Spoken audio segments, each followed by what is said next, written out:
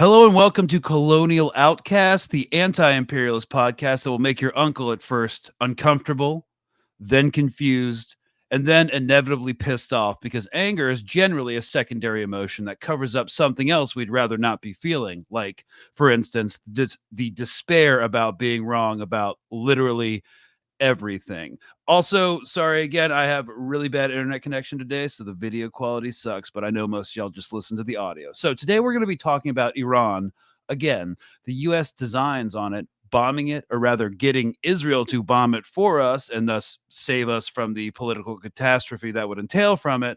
And kind of have a spirited discussion and a robust exchange of ideas because Elina Xenophontos, geopolitical analyst and regular of the show, and I may have slightly different ideas about this, which should be interesting because it rarely seems to happen. So thank you so much for coming on again after a 2-week hiatus or however long it was. Great to see you again.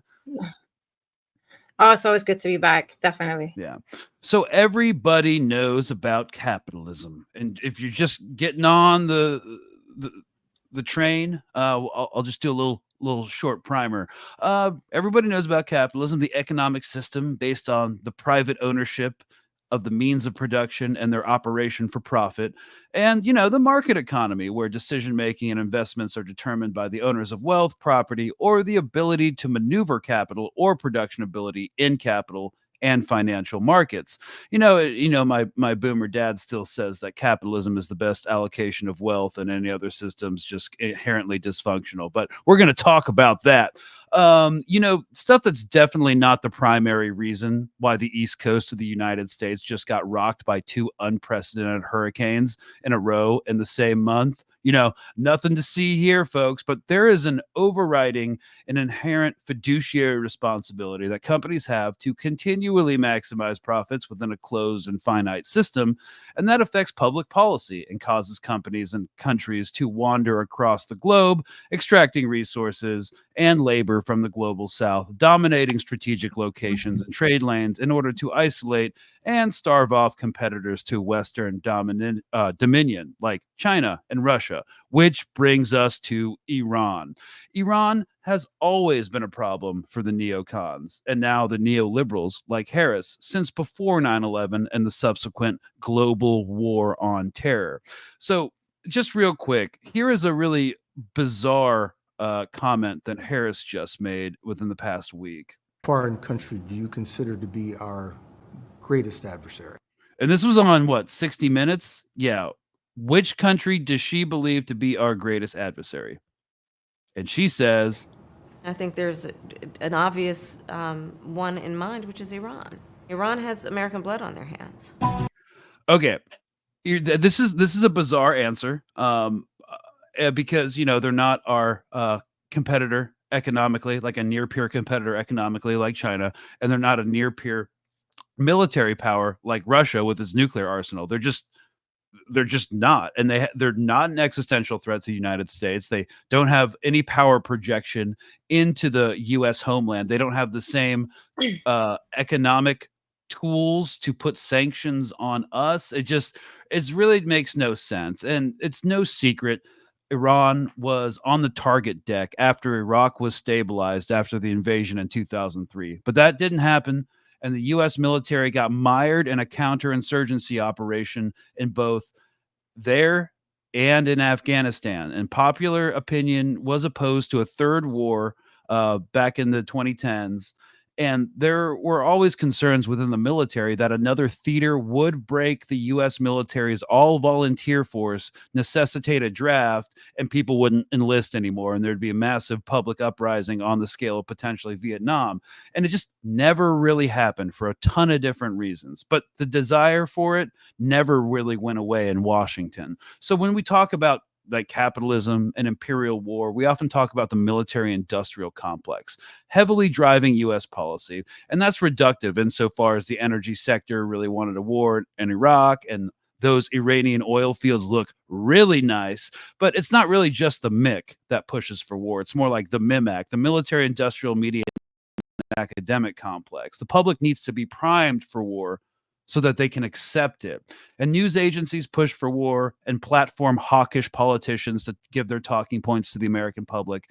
And think tanks, which are inherently academic institutions, make a lot of money advising politicians and military commanders on the viability of policies championed by their corporate sponsors and Halliburton, General Dynamics, Raytheon, etc. So no policymaker can be expected to be a subject matter expert on every region and every conflict. So they look to analyses done by think tanks like the Atlantic Council and the Rand Corporation. There are some think tanks that I like that I think are inherently like benevolent, like the Quincy Institute, for instance. But today we are dusting off an old analysis from 2009 by the Brookings Institute called, quote, Which Path to Persia?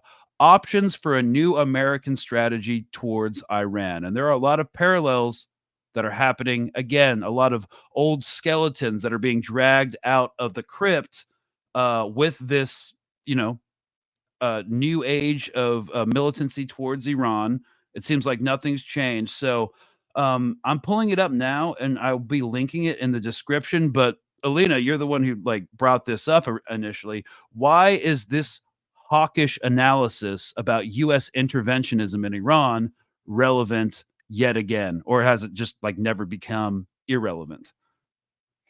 I would argue that it's never actually become irrelevant, because in actuality, when you start looking at the totality of the particulars of this report, there are multiple means by which the Brookings Institute here is trying to advocate for how to essentially provoke Iran into a conflict, or at the very least try to essentially contain Iran.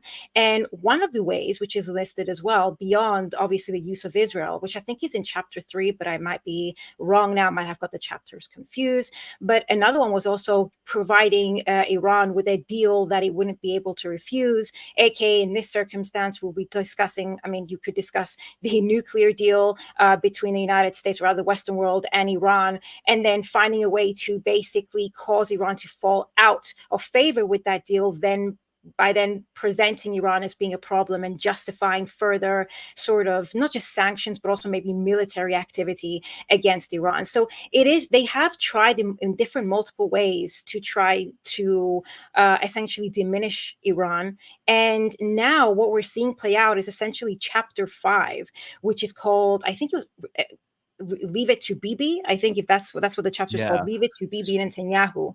How to encourage Israel. Yeah, how to encourage Israel to essentially initiate military attacks on Iran, and then essentially hide behind Israel so as to present this as a purely Israeli-Iranian conflict, where the United States has a hands-off approach, and all international condemnation will essentially fall onto Israel as opposed to the United States. And again, sustaining that image that they're not trying to start yet another war in the Middle East because of the catastrophic impacts of the Iraqi war, that generally speaking. Yeah. So just one thing that reminds me of this before we start sketching out, I just want to give a brief outline of what this paper is for the audience. But before we do that, like Israel doing our dirty work in West Asia is literally nothing new, and they've historically had no problem with it. Under the Reagan administration with the Iran Contra and the American hostages, the U.S. used Israel to sell American weapons or give American weapons to Iran in exchange for hostages. And of course, the Mossad botched it. They gave them the wrong ordnance, and there were Stars of David all over the missiles. But yeah, there's just a ton of historical precedents for Israel doing our dirty work as our little colony over there in West Asia, so we don't have to get our hands as dirty. But just so the audience can get a sense of what these think tank analyses look like, we've got the table of contents, and we've got the introduction, the trouble with Tehran, U.S. policy options towards Iran. Then we have part 1 of this entire academic paper. It's dissuading Tehran, the diplomatic options. Chapter 1, an offer Iran shouldn't refuse. Persuasion. Chapter 2, tempting Tehran. Engagement options. And then we have part 2. This is disarming Tehran. This is the military options. So chapter 3 is going all the way, like a massive invasion.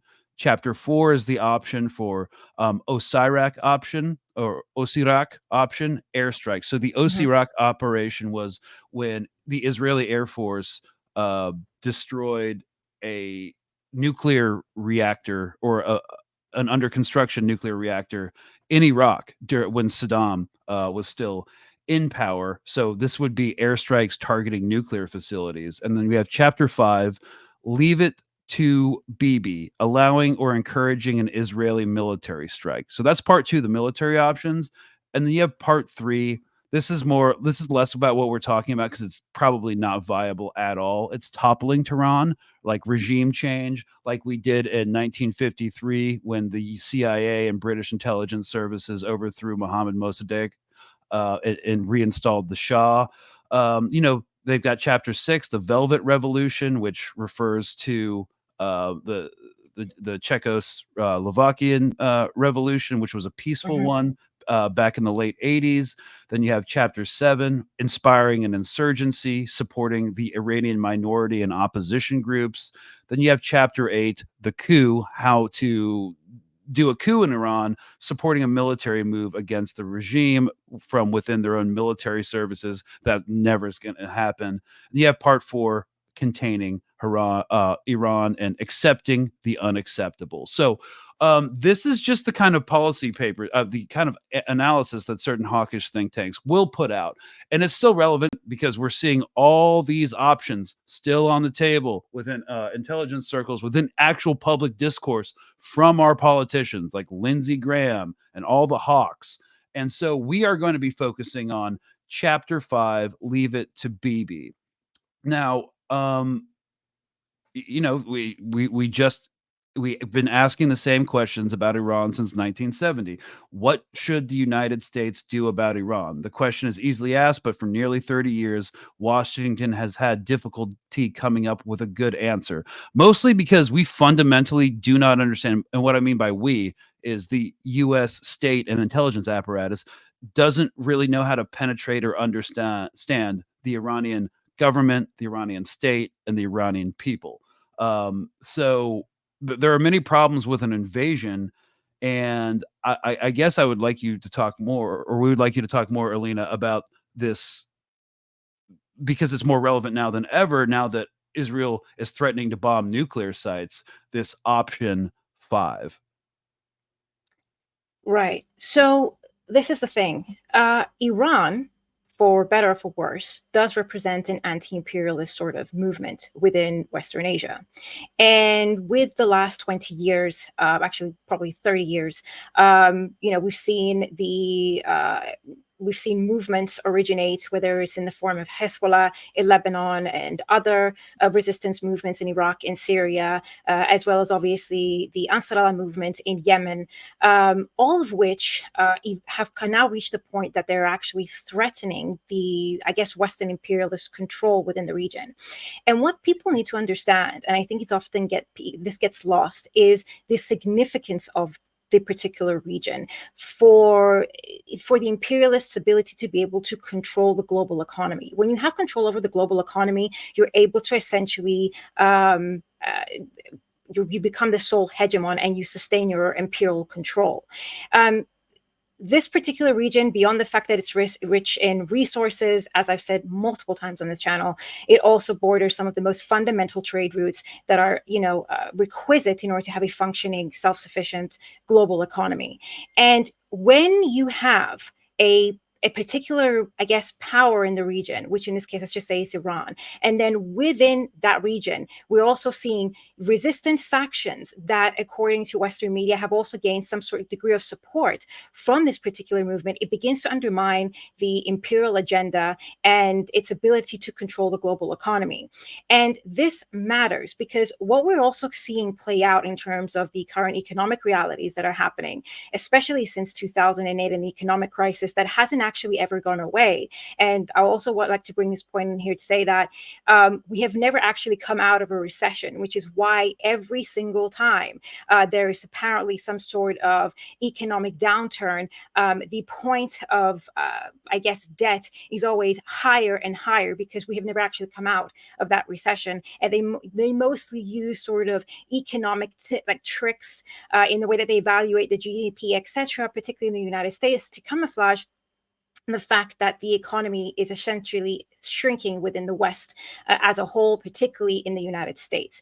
And as this happens, this is going to essentially chip away at the imperialists' ability to profit maximize. And as this happens, and at the same time, they're seeing their control over Western Asia diminish, this will automatically essentially undermine Western imperialism as a whole. And so what we're seeing play out right now is the need to break Iran, to diminish the axis of resistance so as to gain control over the resources within the region, to gain control over Iran's resources, fundamental trade routes. And then when that happens, and I'm being obviously very as succinct as possible here, you can obviously elaborate on this, I'm sure we will.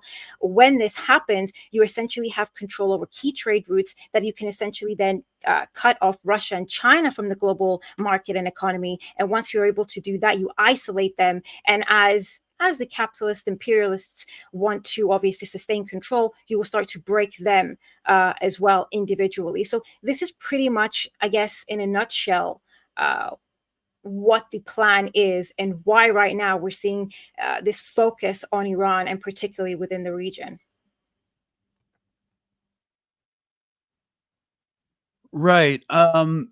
Here's my one issue. I mean, yeah, I don't disagree that it's a fever dream of theirs to contain, starve out, and then control Iran with its strategic location and its vast resource supply. But I mean, how can they actually accomplish it though?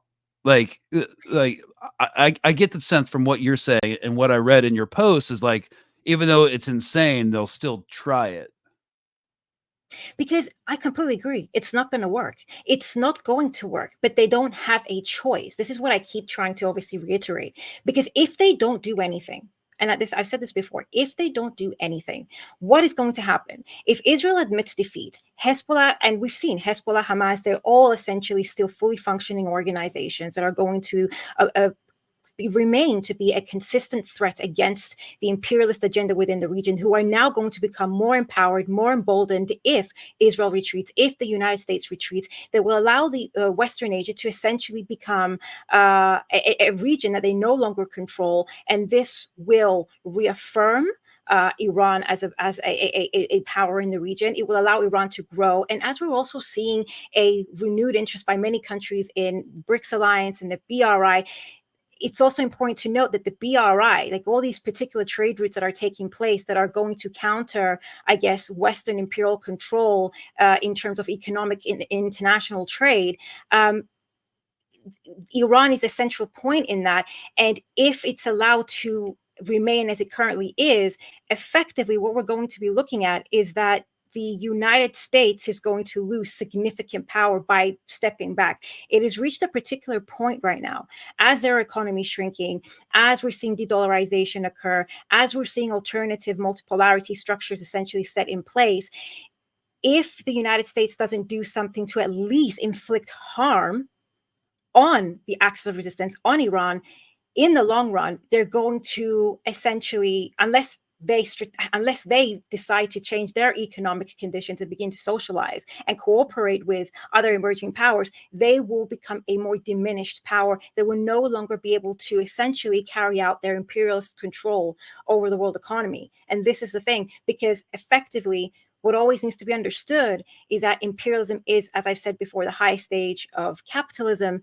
And the reason imperialism is a requisite to capitalism is because capitalism in its industrial stage will always reach a particular point where it's the rules of competition will cause its profit abilities to essentially diminish, and that's when financialization happens. I've said this before, and that's when the financial elite begin to take over. And if you want to sustain your profit maximization, you need to sustain asymmetric hierarchies around the world, or else you will not be able to sustain that sort of profit-driven capitalist structure. You will have to begin to socialize, and the imperialist ruling class do not want to do that. That's essentially my logic. No, I mean, I definitely think that that's their greatest fear. They've spent you know, so many years, generations, making anti-communist propaganda, which conflates socialism and authoritarian, some like authoritarian aspects of communism, and they've conflated that, and also they've used three-letter agencies to sow class divisions in the United States, and distrust of and to essentially break and divide the working class and stuff like that. But it brings me back to, you assert that they have to do this with Iran. They have to bomb Iran and stuff. But here's the thing: even in this Rand Corporation, sorry, not Rand, sorry, Brookings Institute, not much of a difference, really. yeah, not much of a difference. Even in this Brookings Institute paper, if we look at all these points, about what would be accomplished if they bombed Iran. If we go up to like chapter 4, chapter 3 is going all the way, and then chapter 4 is the bombing nuclear sites. The same problems that existed in 2009 exist now. Okay, first of all, when it comes to an invasion of Iran, Iran is 3 times the population of Iraq, 4 times the landmass, and it's a better terrain for guerrilla warfare. It's mountainous, it's spread out, and typical thought for, like, yes, the US military, if it massed itself and basically deployed the entirety, or at least half of its forces, to like breaking the bulk of the Iranian military, uh, it might happen now. There would be a huge, massive repercussions. Like, it will destroy the all volunteer draft force, all volunteer army dynamic that we have right now, and they'd have to reinstitute the draft. There'd be massive blowback because people are no longer down with that after the Vietnam War. Also, our oil interests would be completely destroyed. The Iranian Navy and rocket arsenal would shut down the Strait of Hormuz. They would mine it. There would be a week, month maybe long naval action with like minesweepers to clear it, if it ever even happens. Meanwhile, the global economy is going to take a massive hit, affecting the finance capitalists, by the way. So why would they want to do that? Also, you'd have to send in for an initial invasion like an entire Marine Expeditionary Force, like 3 regimental outfits, like 30,000 Marines to secure the beachhead. You'd have to send in like the 101st and 82nd Airborne Divisions to jump into the mountains to like hold the mountain passes, and then send in land eventually 3 tank divisions for a push to Iran. And that's to say that like a bunch of our fighter aircraft aren't going to get taken down by Iranian air defense systems. I mean, the F-35s are now like pretty much impossible to hit. But like the invasion's completely insane, because the bulk of the military action wouldn't be an invasion, saying that if we even were prepared for one, which I don't think we are at all, but just saying that we are for argument's sake, the regime change, policing action, low grade counterinsurgency would last for frigging ever. And general logic is it takes 20 personnel to secure 1,000 people in terms of like a policing action, a military policing action. So maybe U.S. troops could like cut that by a third or maybe in half. But even based on the Iranian population, if you want to do like a counterinsurgency action, and that's inherently in a security posture, from any guerrilla groups, that means you'd need like almost the entire active duty army with National Guard units continuously deployed to Iran. Invasion is insane. It's just insane. But here's the thing about bombing, and here's my second point. And it doesn't matter if the United States bombs Israel or Israel, but actually there is a difference. Okay, so let's say the US bombs Israel. Okay, we have far more capabilities than Israel has. Okay, and remember, for the audience, Iran was originally on the global war on terror target list. It was supposed to go Afghanistan, Iraq, then Iran. Never happened. They shift focus to like Libya and the Syrian dirty war and Somalia and Yemen for a bunch of complicated reasons.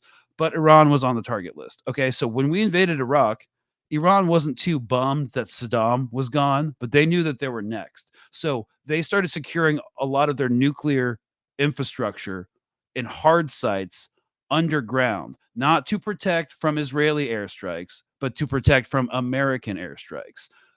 Then they started getting involved in the war. They started funding sectarian militias in Iraq with like EFPs, explosively formed penetrators, which are IEDs that can cut through tanks. It's Iranian technology. They supplied them with arms because they wanted to bog us down in Iraq for obvious reasons, because they were next. So they've created this, and because they could never be a near peer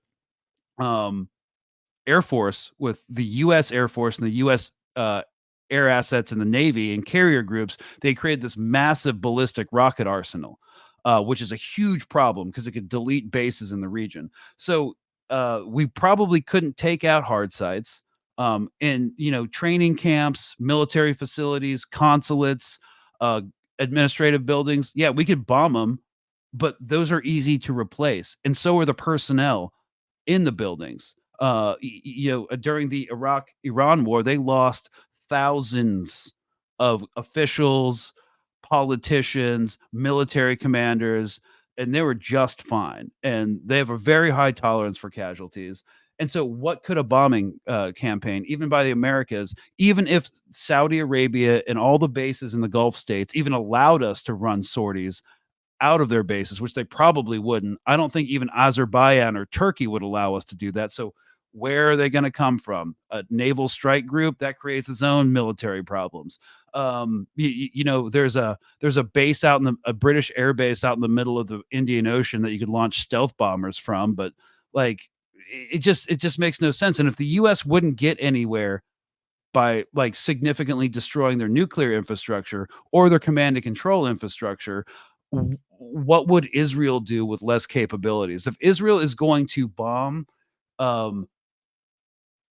Iran, that means they'd have to use their F-35s, which might have enough fuel to get there to deliver a payload, but they'd have to refuel to get back to Israel. So where would they do that? Over Iraqi airspace?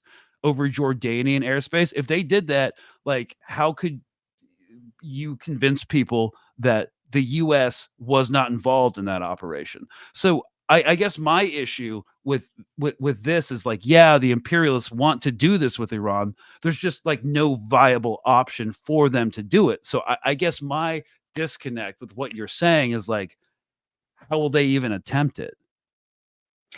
Look, I completely agree. I mean, even I completely agree with the logistical issues whereby there's only so much that the United States can do to essentially hide behind Israel, that they would have to take more affirmative action by using their bases strategically to allow for Israel to be able to bomb or in any way sort of impact Iran to begin with.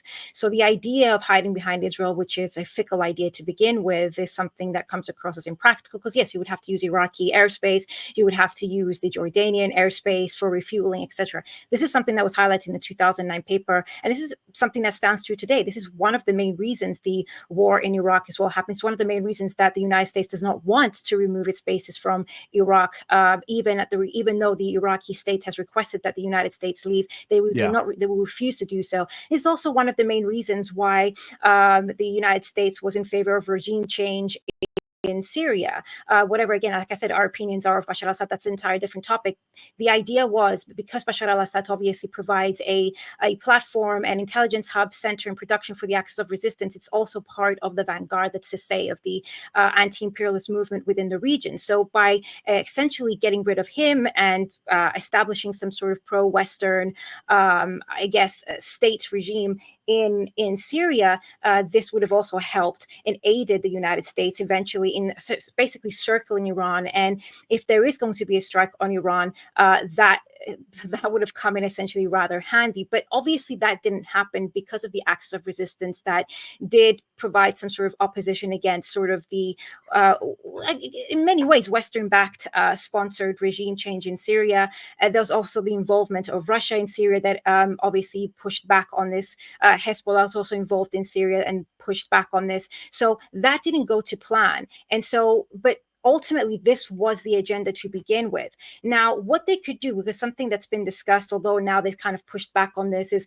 hitting the oil sites in Iran. This would actually be very vital. So, for example, you don't even have to conduct a full-scale invasion of Iran, but if you start to hit strategic sites, particularly oil sort of fields in Iran, this does several things. It weakens Iran economically. This is paramount. I mean, you don't even necessarily have to conquer Iran. If you're able to asphyxiate Iran economically, even more so than the United States has already done, because again, Iran has been a country that's been sanctioned since 1979. I mean, one of the primary reasons it hasn't been able to economically prosper is because of the abuse, obviously, of the dollar globally, and therefore that isolated Iran for a significant amount of years, for decades actually, until relatively recently. And again, that's because the United States has overplayed its card in sanctioning basically 25% of the world's population, which now means that effectively Iran is able to actually engage in international trade with other powers, actually,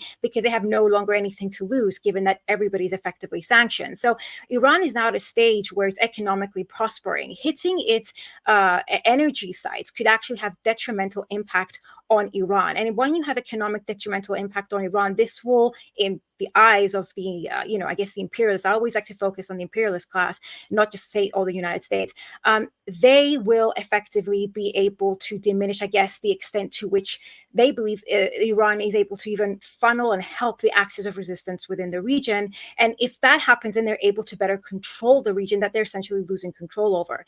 In addition to that, I mean, this would cause a shock to the oil market, right? The oil price market. And something that I feel people don't always understand is that any sort of shock to the oil prices and the oil market always is to the benefit of the oil industry, the transnational corporations like ExxonMobil, etc. I mean, we saw this happen in 2022 when the Ukrainian-Russian war began, and when the sanctions basically initiated against Russia. I mean, anybody would have thought this is a suicide project. It is a suicide project. We're seeing the impacts of that within Western Europe, or rather European Union as a whole. We're seeing the complete eradication of the middle class. We're seeing the, as I said, I think in my post, the proletarization of essentially small to medium-sized businesses. We're seeing the working class being asphyxiated, but who's made record numbers in profits? Basically, all the oil mega giants who have made record numbers of profits in 2022, in 2023. And at the same time, because we've seen an eradication, the deindustrialization, especially of Germany, for example, that's also had a domino effect throughout the European Union. What we're seeing is an increase in the number of the working class. And this in of itself means that what we're seeing is the corporate, financial, and imperialist elite essentially appropriating larger shares now of the market, which means that they're controlling larger shares of the market as more and more businesses have essentially gone bankrupt, allowing them to monopolize power. And that monopoly of capital is paramount if capitalism is able to survive. And this is why even hitting, for example, the oil refineries in Iran, what that would actually do is they were going to attempt to weaken Iran. I mean, I'm not saying this is going to be successful, by the way. I'm just trying to get into the mindset of what they're hoping to achieve, because obviously Iran has its own military capabilities. It has its own air defense systems. I mean, Russia's already proven and stated openly that they're going to defend Iran because it's in its own self-interest to do so. And we're seeing how they're mobilizing around Iran as well. But if they were to do something like this, the idea is very simple. You weaken Iran economically. You try to prevent, I guess, what could be with the BRI and the economic prosperity that could come from these particular movements. And a weakened economic Iran will effectively impact its Ansar Allah, for example, in Yemen. And Yemen is another strategic, significant location for the imperialists to take control over. Oh, yeah, as well. Seen that. We've seen that since October. What happens if you control the Gulf of Aden?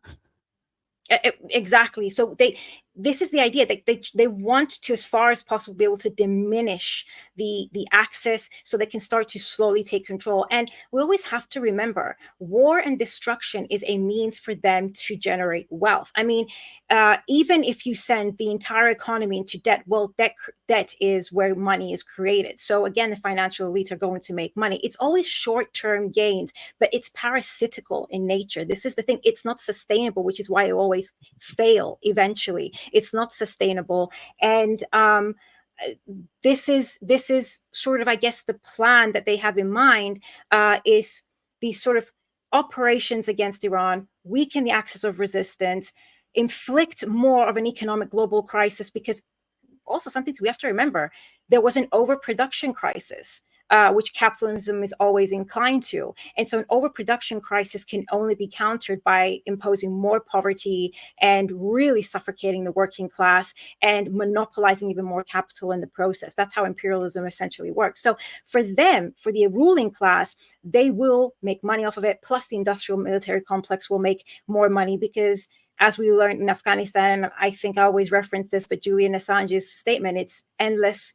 And it's not about, winnable wars. It's about endless wars so that they can continue finding means by which to essentially make profits. So this is why I believe they're going to attempt it, because they're at a crossroads where they don't really have much of a choice. Let Iran win. You let Russia win. You let BRICS win. And your influence is diminished. Okay, so I definitely agree with they can't afford to. Okay, first of all, I don't. Yes, they do profit off endless war, but endless war is not sustainable. You have to have public opinion because we're still ostensibly a democracy, and even less democratic governments still have to have public consent for what's going on. Otherwise, the whole show is going to go down the sinker. And I do think there's now a what I started calling the GWAT syndrome, the global war on terror syndrome, where there's now a public reticence to get into direct wars. I mean, we can fund Israel all day. We can fund Ukraine all day. Because of course, as you mentioned, we can't afford to lose out to Russia. NATO can't afford to lose out. The United States, which, basically props NATO up, definitely can't afford to lose out. So we're going to keep sending them weapons, and we can't just spawn men and artillery pieces. So we just send them fancy stuff like ATACMs. There's always a new silver bullet that's really going to change the war. Send them HIMARS, let them shoot 300 miles in. It's not going to change anything. But the point I'm getting at is we don't have public consent for a ground war with American troops right now. And I don't think we have consent for a bombing campaign. And we're losing rapidly, especially with conservatives, consent to keep funding the war in Ukraine. So it comes back to my point. I don't see how they're going to pull this off. A military action, either through the U.S. military or a proxy like Israel. I mean, they're definitely putting it in the conversation. That's why Harris just said the most bizarre thing, the greatest threat is our greatest adversary is Iran. What? It's part of the conversation, but how does it get from the conversation point to the point where they actually do this and risk alienating the majority of Americans? That's the thing, though. If you sit down and look, since everything that's happened since October 7th, there are so many instances that you say, rationally speaking, this should have ended a very long time ago. It's not True. sustainable, but it just keeps getting progressively worse because it's the desperation. This is what it's boiling down to. I mean, yesterday, when was it? Yeah, it was yesterday or 2 nights ago now. We've seen, what Israel did to the tents outside the Al-Aqsa hospital. I mean, people were burned alive. People are seeing this. I mean, even within the Western world, the average person is really calling into question the entirety of the Western sort of ideas of democracy, of the United Nations. Everything that they have built is essentially being questioned, and yet they still, I mean, if you watch Matt Miller's press conferences, I mean, he's being ridiculed at this point. I mean, he can't even actually answer a question with any degree of integrity anymore when it comes to the ironclad support for Israel's operations. It's become too difficult to even conceal as well with the age of social media and the fact that now they can't control information in the way that they used to. Yet they still don't stop. They don't even discuss a ceasefire anymore. I mean, there was a particular point where Matt Miller actually openly professed that, oh, we never wanted a ceasefire with Hamas. We wanted their destruction, but they don't come to the table to No, no, no, discuss that. it was we never wanted a diplomatic solution. Yeah, We that's it. just wanted a ceasefire. And I'm like, what? That's an Yeah, and inherently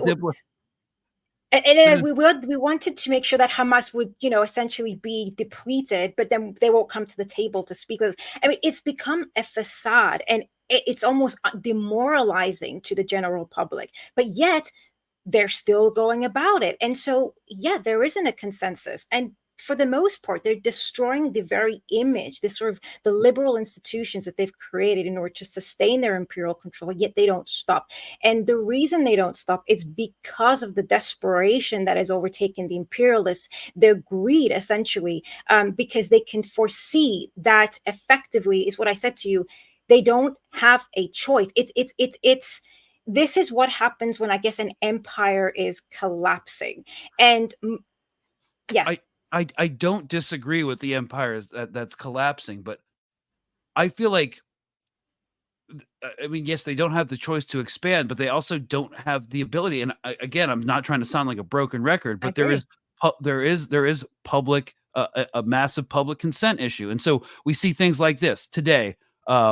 Like 30 minutes before we started recording, the Wall Street Journal broke Biden administration issues warning to Israel on Gaza aid. Letters signed by Defense Chief Lloyd Austin and Secretary of State Anthony Blinken, who again have been giving political cover to Israel, doing cover-ups of war crimes so that they can continue, gives Israel 30 days to improve aid delivery or risk cut to arms sales. And here's the deal.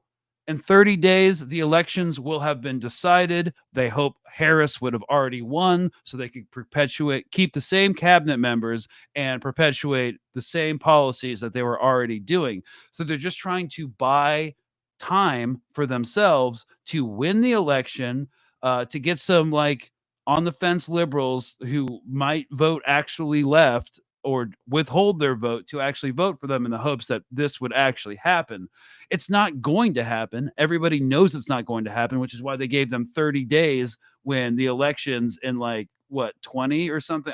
I'm bad at maths, but it's just not going to happen. And when they see that it doesn't happen, more people are going to get alienated and feel like they're getting lied to. So they have a public consent problem that's only going to get worse. And we have this massive recruiting crisis in the military. And if we get bogged down in another military action, that's only going to get worse. Then what are they going to do? Reinstitute the draft? That's only going to cause massive social upheaval and massive direct act. People who have never been involved in any sort of social action in their life are going to be in the streets. And so it just seems like a cascade failure. And I don't think bombing Iran's tenable. But I completely agree. That's why what I'm saying, it's desperation. It's not feasible because they don't have a choice. But it's just reached that particular point for them that if they don't do anything, they lose anyway. And so they're going to try to gamble this to weaken Iran, weaken the Axis, but they're even now trying to bring in Russia into this to try to sort of stretch the Russian army thin by maybe involving them into the conflict, because obviously Russia has its own interests. We saw that Israel essentially pretty much targeted a Russian base or ammunition depot that they share with Syria in just Syria, to see just to see how Russia would respond. They're always doing some brinksmanship stuff. Yeah.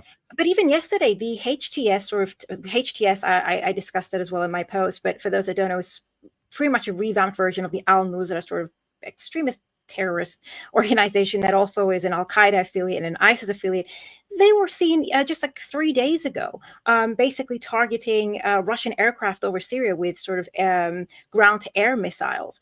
And again, this is provocation of Russia. And the thing is, Russia is monitoring the situation very closely, and it's reaffirmed its position that it will back Iran, and it does have the capabilities to do so. And both as a collective, Iran, Russia, and ultimately China at the back, do have more military and economic and industrial capacity to handle this war, this potential war, than actually the Western Hemisphere does at this particular point. And that's because of the different sort of I guess, economic systems and structures that I guess the West has in comparison to like the East at this particular point in time.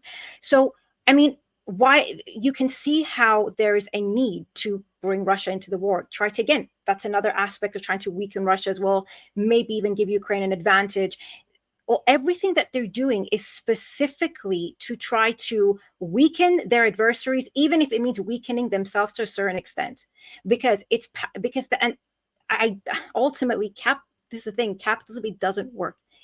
This was something that was going to happen. These are the basic rules of economics. And so, yes, they're going to try their best. It's going to wreak havoc within the imperial core states, so in the United States, but also in Western Europe significantly, because the working class are going to take a hit. They're not going to tolerate wars. I completely agree with you. There's going to be mass movements taking place that then the ruling class will try to suppress, and they will try to suppress violently. This is why we are living in many ways, historically progressive times, because this is where change begins to happen, and it will happen in the West as much as everywhere else, because there will be an awakening among the people in even the United States or in the UK, because it's even now we're seeing the detrimental impacts that it's having on the working class, the economic warfare that's been imposed as a result of the sanctions warfare, or the particular situation in the Middle East, and how it's affecting the markets globally, how it's affecting the working class, how it's eradicating small to medium-sized businesses.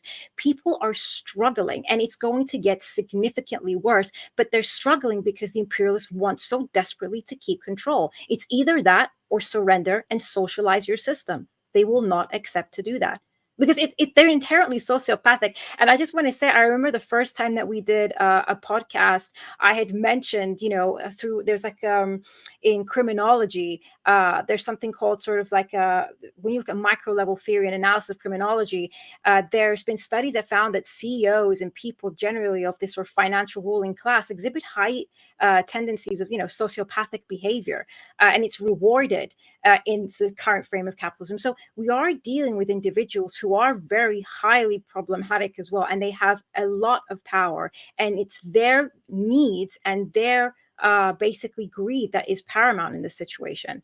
So we are going to see a lot of movements in Western Europe as well as the United States. That's my opinion. Yeah. I mean, okay. I don't necessarily disagree, but if the last year's told me anything, I think I stopped making like hardline predictions after I like asserted that they'd be insane to like not force a ceasefire by the start of Ramadan.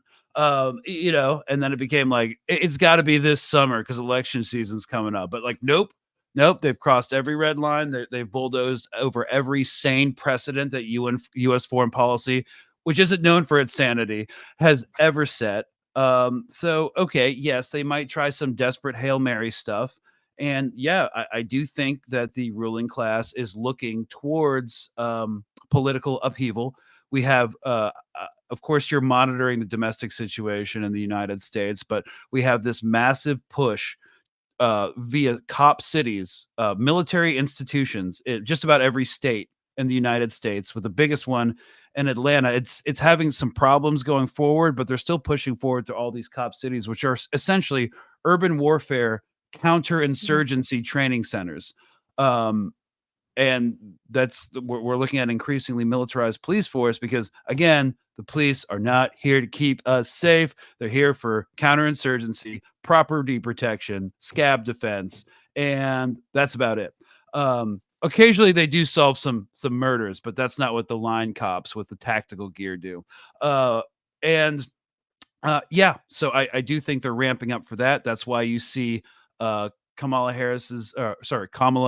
Harris's administration being the most conservative manifestation of the Democratic Party I've ever seen. Harder, like more to the right on like border security than Trump is in some ways. More pro cop than a lot of Republicans are. More pro war than a lot of Republicans are, and I think. Yeah, it's kind of telling that over 100 Republican lawmakers have endorsed her and not Trump. So I do think because I mean I did grow up in some of these like East Coast elite circles. Like I went to a boarding school in New England with like some of like Bloomberg and like Kennedy offshoots. I mean, I was like the poor kid. I never had a trust fund, and then I got expelled and enlisted as an infantry private. But like, I did grow up amongst these people who are now, on boards of these companies, and who are now like political operatives in Washington and New York. And I do see like your theory as being kind of like viable, because they're not like really connected to like what's going on the ground. They only interact with each other and like people within their sphere, and like lesser middle people. They're not in touch with what's going on in the Rust Belt or any other part of America. So, but they know they need cops because they've never had a problem with police, and police do whatever they ask them to. So I do think there's another component that people don't talk about, like the ruling class, which I'm no longer a part of, but I grew up in an elite New England boarding school, which is where they all go to. I mean, I never got along with them, but yeah, they're completely disconnected from what's actually going on, like in the world in general, outside of their small world of political elitehood and finance capitalism. I Mhm. mean, I believe that I grew up with it. So I Completely. do think that, there might be some validity to your point about them trying a desperate Hail Mary that will just destroy the whole system. I don't know. It's either that or they have to change their system.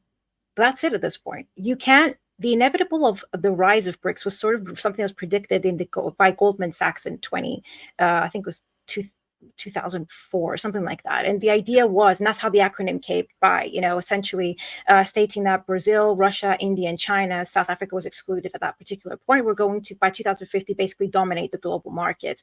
And that was because of essentially of the different sort of economic structures that they both have, as opposed to, I guess, the West and the United States, which are essentially completely financialized. And for the last 30 years, we've seen basically a shrinking of the American economy. So it was bound to happen sooner or later. And the unfortunate reality is, and I keep saying this in my post, like people need to be prepared. There are going to be wars, and it's not going to be remaining isolated anymore in Eastern Europe or in Western Asia. It's going to impact the imperial core states. And yes, there's going to be mass uprisings because, I mean, pretty much since 2008 onwards, every crisis that's occurred, we've just seen this massive appropriation of wealth from basically the masses to essentially the 1%, and it's been systematic, and it's the people, the working class, are feeling extensively. I mean, one of the reasons, I mean, Trump has even gained quite a popularity among even the working class, unfortunately, because there's no real left-wing alternative in the United States, is because, I mean, he sort of speaks to this anti-establishment sentiment, and essentially people have turned against neoliberalism because of the impact that it's had effectively on the working class in the United States. This is only going to get significantly worse now. And we're going to see the police state in the US, as well as probably everywhere else, start cracking down on dissent in a very aggressive way. This is my prediction, because things are going to get progressively worse. But it's also why it's so important not to have these conversations, so people can become more organized and in hope to actually accomplish something out of this, because it's not sustainable. And that's the one truth that I think we can both agree on. It's just not sustainable. It's not. And, I do think that, um, I do think that the police state is going to crack down. We're going to see a curtailing of like personal liberties, freedom of speech. That's already happening. So to bring it back to Iran in closing, the George Washington University Center for Extremist Studies just put out a report a couple days ago. It's about like Iran's activities of procurement, like lethal action, and influence inside America. Most of the sources it cites, we're going to do an episode on this next week with Josephine Guilbeault, who's a former Defense Intelligence Agency military intelligence officer, and this entire report is just it, Yeah. it comes from Washington, and I just wanted to highlight one thing about Iran and how it like feeds back into the imperial boomerang, where our imperialism feeds back to people, the citizens of the imperial core, is by looking at the conclusion of this report and about the U.S. government manufacturing, a premise for spying on Shia Muslims in Dearborn, Michigan. Specifically, the report says Dearborn, Michigan. And one second, let me share the entire screen because I can't share the window. Yes, entire screen. Oh, can't do it. Anyways, I'll post this in the description. So the conclusion of this report of Iran's activities inside of America says, equally important, if not more realistic, is the possibility that Iranian regime could mobilize U.S.-based individuals who are ideologically aligned, and by extension, ideologically aligned to supporting Hamas, pro-Palestine, axis of resistance. And in light of this possibility that the milieu analyzed in Section 3 of this report became particularly important, this report identified a web of entities and individuals with close personal, financial, organizational, and ideological links to the Iranian regime operating throughout the United States.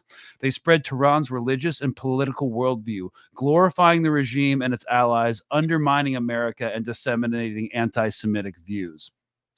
While their activities might be constitutionally protected, love how they phrase that. While their activities might be constitutionally protected, there is little doubt that they are also problematic, and not just in regard to connection to a possible terrorist attack.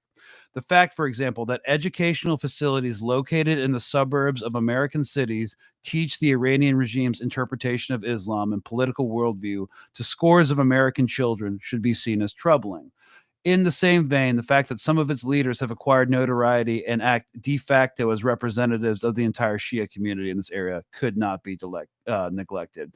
And, they also talk about, people aligned with the same cause as Iran. So I think when it comes to, here's my optimistic perspective on this. When it comes to Iran, about them being our greatest adversary. I hope it's not like an open war thing. I hope they're just using it as an excuse to consolidate the national security and police state around the same talking points, again, that existed since like the post 9/11 era.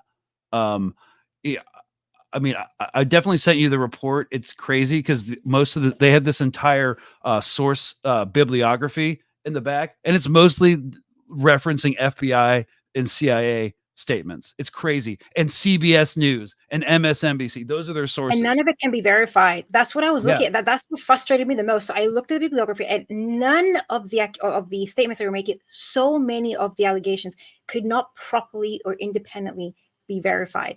So it's an entire report that has so many legal issues within it. That's putting it mildly. And the way that they present certain things, like I mean, even mosques are essentially a threat at this point. Mosques that are, for Shia Muslims are a threat, and the way that they sort of the language that was used, Iran's interpretation of Islam, aka attacking and villainizing the Shia Muslims, and they're actually the ones that are at this point promoting this sectarian sort of narrative within the Islamic community, which is a common imperialist and colonial tool, divide and rule, and we're seeing it even play out now with Hezbollah as well, and everything that's occurring in Western Asia, this sort of turning the Sunnis against the Shias, which is an old, I also find a lot of this report, and obviously I can't get into now because we're finishing off, but it's so outdated in the narratives that they're trying to push. It's very outdated. It's very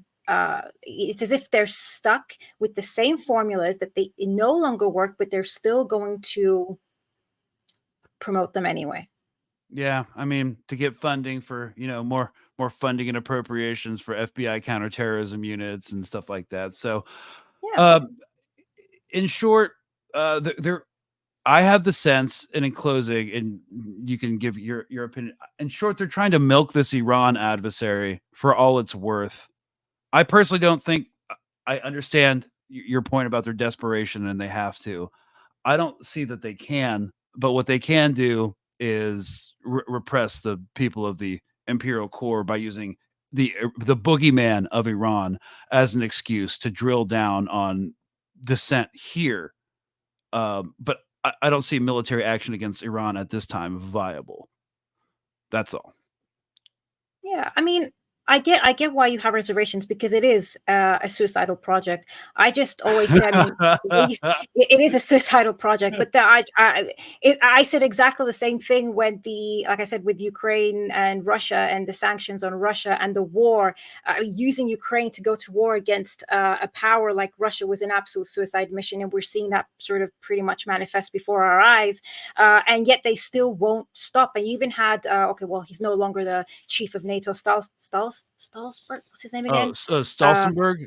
Yeah. Stolzenberg. That's it. I'm terrible with names. But Stolzenberg, he even said, we have to continue to,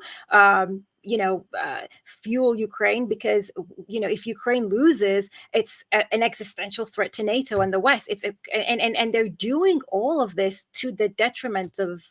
Like I said, we've seen the impacts it's had on the European Union. You would think, rationally speaking, this wouldn't happen. And even back in 2017, Macron had actually stated, I remember the statement, the future of the EU was eastward, right? Because they had so much economic prosperity to gain from sort of the cooperation that was going to occur between Russia and the EU and the Nord Stream 2, as well as obviously the new bilateral agreements that were occurring between the EU and China. And then all of a sudden that came to a halt. Now the entirety of the EU is under the control essentially of the United States and the Western imperial powers. And most of the EU leaders are essentially compromised anyway, but the working class and the conditions of the EU and all the, I guess, even the labor aristocracy that for so long has essentially fueled imperialism in Europe has essentially been destroyed. And it does seem suicidal, but it's because, like I said, there was an overproduction crisis, and effectively there was no way to sustain profits anymore without war, without attacking Russia, without going after China. And now we're seeing the same thing play out here. That's why I'm telling you, yeah, it is a suicide mission, but if we go down, you go down with us, or we're going to try. That's essentially it. We're going to take you down if we're going to go down too. I It's going to mean, get very violent. you know what? That kind of just seems like someone who'd be like a middle to upper management at a firm like Merrill Lynch or JP Morgan. They all think like that. So, okay, I get it. Yeah, if I'm going down, I'm taking everyone down with me because I'm a freaking psycho.